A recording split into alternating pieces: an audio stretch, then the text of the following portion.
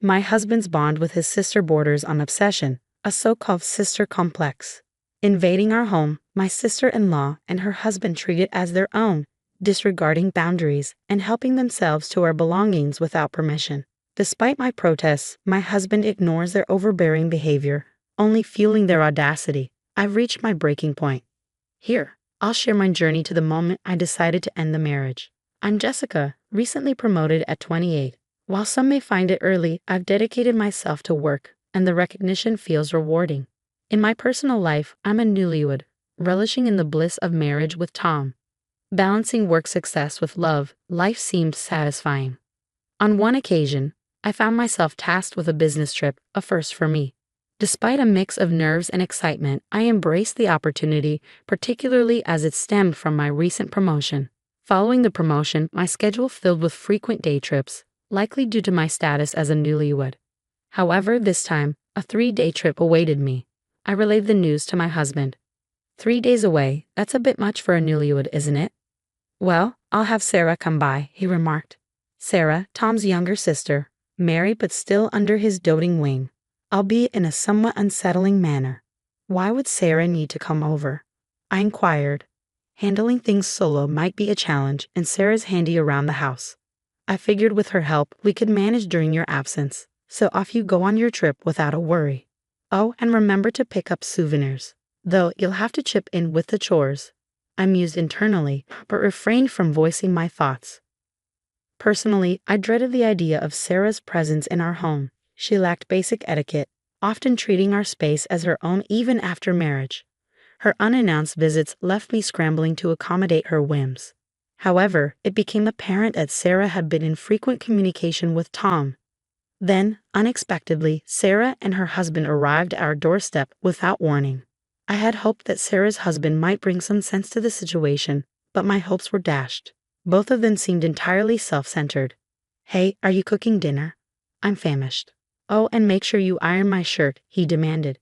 To make matters worse, Tom appeared to harbor some resentment towards Sarah's husband, likely stemming from his marriage to Tom's cherished sister. Adding to the complexity, Sarah's husband had a gambling addiction, spending weekdays and weekends glued to local casinos. What's this? You're here too? I didn't invite you. Seems like you're not too thrilled to see me, huh? Well, I couldn't care less. I'm just here for the free meal, he retorted, oblivious to my presence. Their utter disregard for others was glaring. To compound matters, it seemed Tom allowed Sarah entry into our home even in my absence.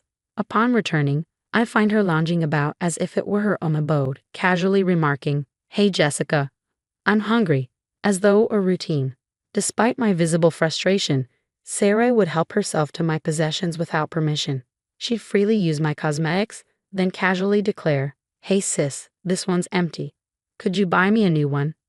Why do you feel entitled to use my belongings and expect me to foot the bill? I wanted to snap, but when I voiced my grievances to Tom, he dismissed them with a smile, saying, "She's just excited to have a sister and wants to share things with you. Aren't you glad to have a sister too?"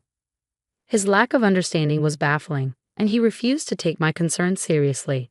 As Sarah's impending visit looms over my upcoming business trip, I can't shake off the worry of what she might do in my absence. I attempt to reason with Tom, suggesting, "Sarah, considering you're married too, surely you have your own responsibilities at home. Can you manage without being here for 3 days? I'll arrange meals for those days." But Tom brushes off my concerns, insisting, "No need to worry. She's looking forward to it. Her husband's always off gambling, leaving her alone. Are you feeling envious? We're very close siblings, we support each other. Just focus on your trip." Inside, I'm screaming. It's not jealousy. I just don't want Sarah here, but outwardly all I manage is a feeble. Is that so? Resigned, I embark on my business trip. The fear of what might unfold in my absence gnaws at me. I dread returning to a house overtaken by Sarah's presence. As I step back into the chaos after 3 days filled with apprehension, I find Sarah lounging about, having neglected her promised duties. The house is in disarray and essentials are depleted. "Welcome back. Thanks for everything. You can head home now," I assert, attempting to maintain politeness with a hint of firmness. But Sarah's response catches me off guard. "What? I'm staying.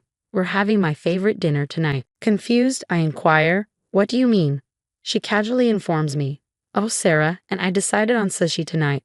My husband, seeming unusually cheerful, adds, "We always decide together on dinner when you return from trips." It dawns on me then that Tom hasn't reached out to me at all during my absence. I attempt to have a private conversation with Tom, seeking understanding and peace after returning exhausted from my business trip. "Hey, I've just gotten back and I'm really drained. I just want some quiet time to unwind without worrying about anyone else."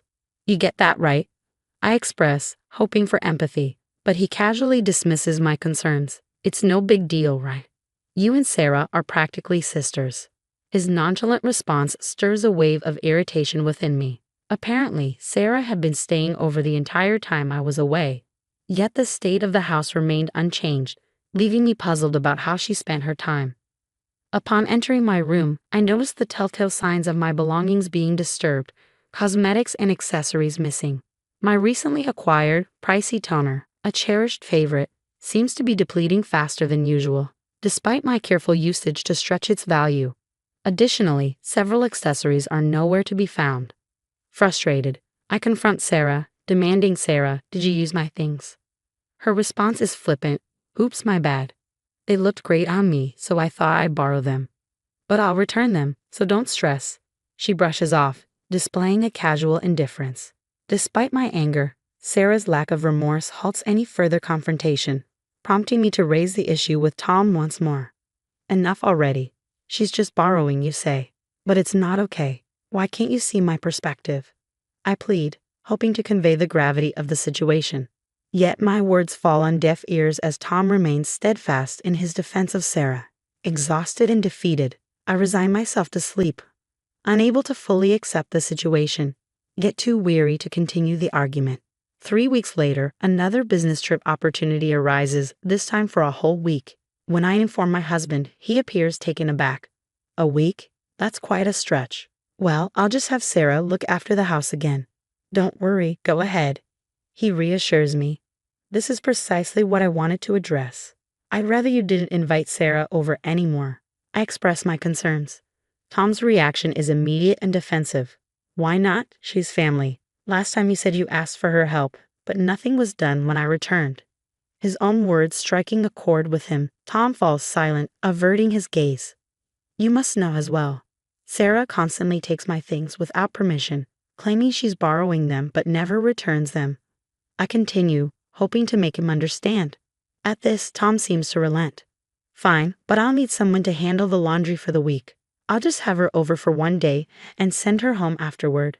"Is that all right?" he proposes. "Why can't you handle the laundry yourself?" I suggest, to which he responds, "I've never done it before. I wouldn't know where to start." "I can teach you," I offer, but Tom remains obstinate. "No, I'll just have her over for one day," he insists, showing his reluctance to do household chores or perhaps his desire to involve his sister. Weary of the argument, I reluctantly concede, "Fine, do as you wish. Just ensure she doesn't stay over." I emphasize this point to Tom, though I harbor doubts about his compliance. True to my suspicions, upon my return a week later, I find Sarah lounging comfortably on the living room sofa, displaying no evidence of having contributed to the household chores. "What's happening here?" I inquire, perplexed by the unexpected turn of events. Well, there turned out to be more chores than I anticipated. "I asked Sarah to stay over yesterday and today because it was too much for her," Tom explains. Internally, I sigh, realizing my suspicions were warranted. "But you said it would only be for one day." I remind him, feeling a surge of frustration. Tom brushes off my concern, saying, "Relax. She's your sister-in-law. And considering you're often away on business trips, you should appreciate her help." "What? Do you even understand the nature of business trips? I'm not out there having fun." "You always make excuses like this, disregarding my concerns," Tom continues, seemingly oblivious to my point. "Oh, and by the way, Sarah's divorced. She's also lost her job. You'll have times when you can't manage the housework due to your trips, right? She said she's fine with it, so I thought we could let her stay with us." My disbelief turns to outrage. "What? Why are you making decisions without consulting me? I've already told you that you can handle the housework. It's not a daily occurrence. This is our home together. We're supposed to support each other in times of need. Don't you feel sorry for her? How could you unilaterally break our agreement like this? I can't trust you," I admonish, feeling a pang of guilt for my harsh words. It's just temporary. Sarah also plans to find a job and a place to live as soon as possible. We have a spare room anyway. And she's already given up her apartment. She doesn't want to stay where she lived with her ex, Tom counters, attempting to justify his decision. Unbelievably, my sister-in-law Sarah had gone through a divorce and suddenly expressed a desire to move in with us. How could you make such a decision without consulting me? This is the last straw. Your lack of consideration is appalling. What kind of family dynamic do you envision? If this is how it's going to be, then do whatever you want. I seethed, clutching my suitcase freshly returned from a business trip as I stormed out of the house. Leaving was the easy part, but with nowhere specific in mind, I found myself seeking solace in an internet cafe. After a brief moment to collect myself, my husband Tom reached out to me. Come on, Jazz, there's no need to be so upset. My sister is going through a tough time. I can't just abandon her, he pleaded. Now that you've had a chance to cool down, think about it. She's offering to help with the household chores. That's not such a bad offer, is it? Remember the promises we made. And to be honest, I don't trust your sister Sarah either. I can barely stand her, he admitted. What are you even saying? If you're so adamant about Sarah living here, why don't you leave? I retorted sharply. Is that really what you want? Fine, I'll do it. I have no problem with that. But don't come running back to me if you regret it. Tom replied angrily before abruptly ending the call. As I hung up, I felt a wave of detachment wash over me. Enough is enough. I've endured so much pain because of him, and now he's pushing me out. But I'll ensure he regrets his decision. Determined, I devised a plan and began gathering the necessary resources. Soon after setting my plan in motion, as anticipated, Tom called me. Just hear me out. This morning, out of the blue, John showed up at our doorstep. Tom's voice was filled with panic. His words rushed. Your brother John, who's skilled with household chores, was deliberately invited by me to come over. I also spoke with Tom's parents and arranged for Sarah to return to their home. With Sarah gone, it's just John staying with us now. Tom seemed flustered as he questioned. This is strange. Why did you invite him over without consulting me? I calmly replied. I thought you might need some assistance while I'm away. Johnny is adept at household tasks, so I thought his help could be beneficial. I couldn't help but express my discomfort. Tom, it's unsettling for me when someone unexpectedly intrudes and starts doing chores. I feel like I have to constantly maintain a facade in my own home. His response stunned me. Why? Sarah did the same thing to me. You could have at least informed me beforehand when Sarah was coming over. Tom's silence and guilty expression spoke volumes. How can you expect everything to be fine for you but not for me when I'm in the same situation? I demanded, my frustration boiling over. It seemed like the realization finally dawned on him. But this was merely the beginning of my retaliation. I've laid up a situation. You can discuss the household tasks with John. Goodbye. I swiftly ended the call before Tom could reply. Despite his persistent calls afterward, I chose to ignore them, signaling the beginning of my retaliation. The following day, in accordance with my plan, I enlisted my brother's help to initiate the second phase of my revenge. As anticipated, my husband's phone rang almost immediately. Jessica, I need your assistance. His voice trembled, desperation evident in his tone. What's the matter? Has something happened? I feigned innocence, awaiting his response. What hasn't happened? Your brother is using my belongings without permission. From my suits to my bags, even the new accessories I just purchased. I haven't even had the chance to use them yet, he lamented. Well, didn't you deem it acceptable for your sister to do the same? Remember when I expressed my concerns, you retorted, she's your sister, let her borrow it. Don't be so tight-fisted. Your selfishness truly astounds me, I countered, leaving him speechless. Furthermore, I've informed your parents about this. I imagine your sister is receiving an earful from them as we speak. With that, he fell silent, unable to offer a rebuttal.